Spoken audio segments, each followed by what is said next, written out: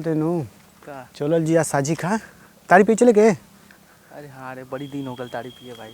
अरे पेटो दुखा तनी भाई हमार। ताड़ी पी लेना पहले तो पेट दुखाए लगल। अरे सुबेरवा खा लेनी हनु अलुइया खा ले लकिल लकिल तो तुको फोन करिए तो अइले है ना सारा भाई हई कौन जाता सर इतना तेज। ये सब शहर का लौंडा वन देखत हवे बैग बिया की आन के जात हुन सब जीन्स पहन रहला सर ते मैदान कहीं तुझे रुक ना जाते मैदान हकली पड़ी तो 2 मिनट में एक बार में हक के तुरंत आई नहीं हम। ए सारे तो के हमेशा हगवासा लग जाला जब जाइला तोरे संगे तू हमेशा हगे चल जाले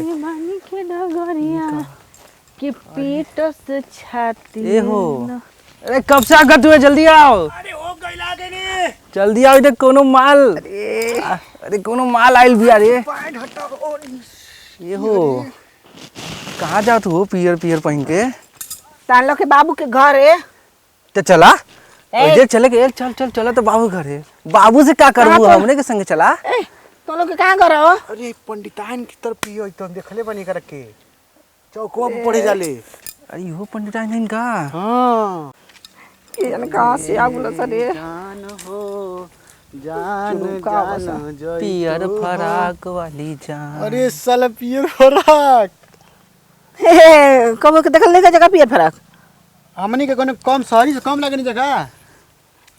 देखा हम कोई शहरी वारी ना हनी ठीक बा। पंडित जी देखे जीन्स पहने तो पंडित जी पसंद करत रहो हमनी के हैं चड्ढा पहले में तो गांव के मतलब सोच तो गंवार नो।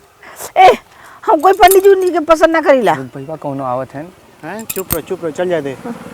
तू लोग उससे मतलब का हम कोई ले प्यार करें चाहे कुछ भी करें तो हम लोग से कल्ला का प्यार हमनी के खराब लगल दिखा बस हाफ पैंट मत देखो साजी के देखबू जब जान जा ताड़ी पिए नु जीन्स का हुआ ओ ठीक है ना पियक्कड़ बसन पियक्कड़ ई का कहत है।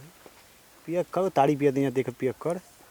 अरे ताड़ी दवाई होला दवाई। अच्छा तो हमसे ना तो बतावा जा हमके जाए दो जा कहाँ चला बाबू के घरे जाते ना चला चल जा।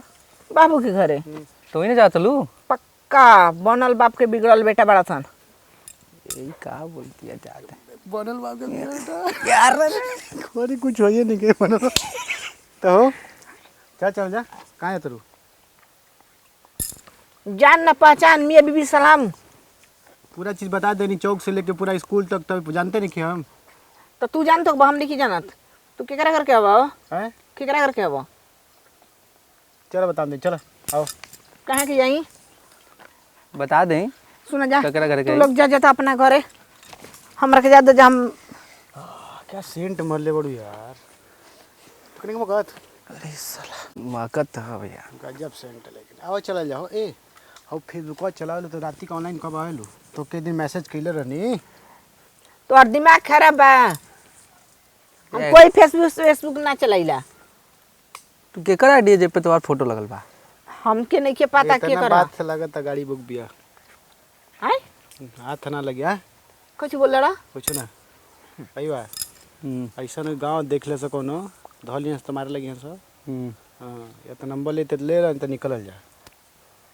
नंबर तो लेला हमार तो नंबर दोनों का लेला हमार नंबर ले लो दे दा नंबर लिख भाई लिखो 8 नंबर निकलती है का 8 नंबर 8 नंबर हैं 8 नंबर 8 नंबर हां ई कौन मोबाइल का नंबर है भैया। आवा नहीं लिख से पड़ता बोलो छाप देते नी गलिया पर लिखा जाई। अरे सर तुम्हारे कहती है रे भाई बाप रे बाप इतना खराब लगा तुम जगह खराब तो आके जरिए सट के तो देखा जा हमनी की जगह चप्पल में बा अरे हेने जगह दा ओहो एकदम ही हर बा ही हर।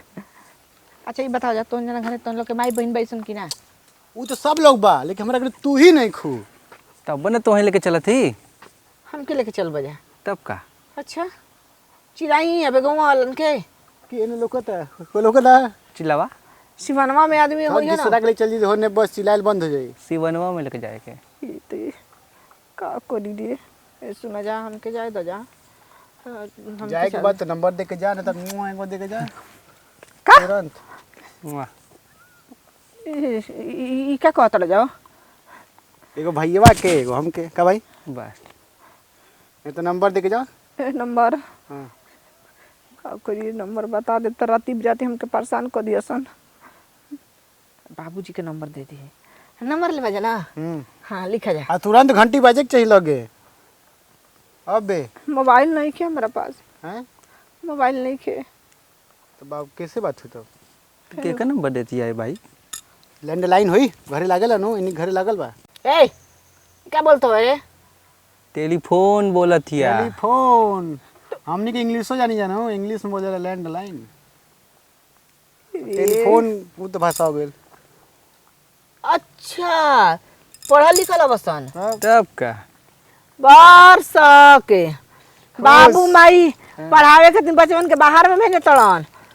अपने बनिहारी चरवाई कर तड़न। अब बचवा उड़त हसन का पर लड़किन के छेड़खानी पर।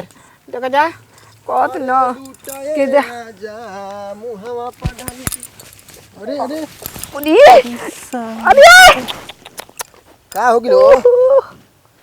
आई जो माई तू तो हमार जियारा डोला देहलू एकदम से। भीतर ना मन एकदम गनगना गइल ह। पानी पानी हो गइल। हमारा के हार्ट अटैक नहीं बका। अरे हमारा के संगे छेड़खानी करता हो। छेड़खानी करतो स? मांगता हो सन हमारा से। हां ही मोइया देखा यानी के तोन चाहू लाज शरम नहीं के हो।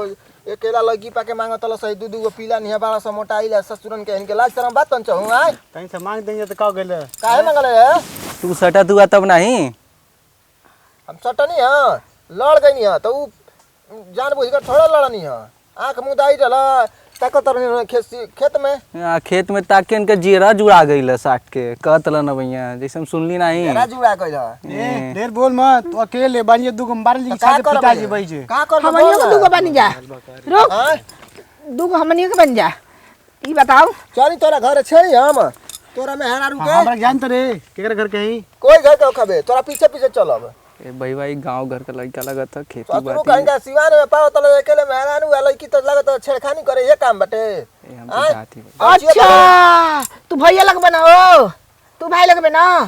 हां तन के बहिन लगब। भाई लगी ना हमार बहिने नहीं किसी तो कहां ले भाई लगब। तो इनके बना ला राखी बनवैया। ना तू लड़का बनब।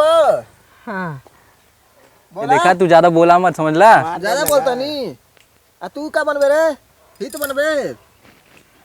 लागो रहा लागत अब था के दबा दे तो। तो आरा नहीं हमारो बाटे देखला ना ए। ए ले सुना ले सुना ले हाय ले मिल गए तोरा के। तो बाबू का करब हम रे? भगा दिला। भगा देनी ना अपने ले ना हमने के लेवे देलन। कोई के लड़की नहीं है कोई के मेहरारू नहीं होई। हैं ऐसा काम करतो स आज दिन बे लड़की भी कोई के मेहरारू बनी तो बताओ सकी इज्जत ओकर का रह जी। हम आज लड़का बनी काल कोई के मरे बरम कि ना हमरा कोई का कही? केहू को बाबू बन जाए कभी। एकर मतलब ये भइल छेड़खानी करबो स लड़की छेड़बो स। अरे हाल चले तो नहीं है और कोई थोड़ी रहनी हाल है। चल ये ते हाल चलने में कुछ और ही ले ले रहता स तब का भई रही। देले ना देते ना रलिया। देत तो ले लेती जा। टेलीफोन नंबर देती है तू ना आज बड़ा दौड़े का जूता त पहिन के हमनी कहे रोज टहले जाई तरे रोज। टहले नहीं जा रोज ही तेरे ई कुल काम ना कर जरा तोहरे घरे लड़की होय स तोहरे घरे मेहरानू होय स ऐसन बात नहीं के। अगर तोहरा घर के मेहरानू लड़की जाए लगा सब बाजार में कोई छेड़खानी करी त निकलागी तो कहबो कि हमरा घर के फर्ज लौ लाठी निकाल देबो कि होइसे करतो स होइसे करतो स। बाबा तरन जो हल्ला मत करे घरे पता चली तो तुम मारे पोहू को मार दी साजी के फिर। तू ना जा जौन उखाड़े कोई हमर उखाड़ लिए जा देख ले जो जो सर मरती जा ठीक लेकिन वो लड़कियन के बड़ा गेलिए भाई। ए ससुरा ई सरवा काम बिगाड़ देलस। बाप रे बाप ही तो कह के जान बचा के भाग गइनी। और मोना चिचिया तो सुन के हेने अब ठीक बा कौनो। आज 3 गो हो गेल बसन। 2 गो बसन तो हमके तो रास्ते चलल परेशान कर दे रहल बसन। अगर डेरा आगु रहती तो हमारा संगे का कोइल रहत सन कौनो ठीक ना रहल। ऊ तो कह कि अकड़ के बोलियो लेत रही वहीं में डेरा तो रही।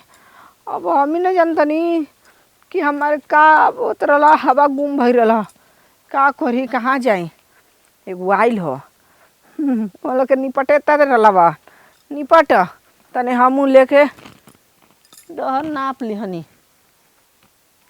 इहो सन ना न ना अइबो करियन त एगो ही नहीं हसन कि दुनू ही हसन। आइए जा तो हमू चल देब कुछ दूर न कि लेकिन हाँ कान धरतनी अकेले घर से कतही ना जाइब। आजकल के जुग जमाना नहीं खे कि घर ले बाहर ही अकेले जाए आब। कहीं जाए के होके तो गर्जीवन के लिया के जा। बाप रे इतना सुनसान रास्ता बाटे, आवे लायक नइखे। बाप रे जान बच गई।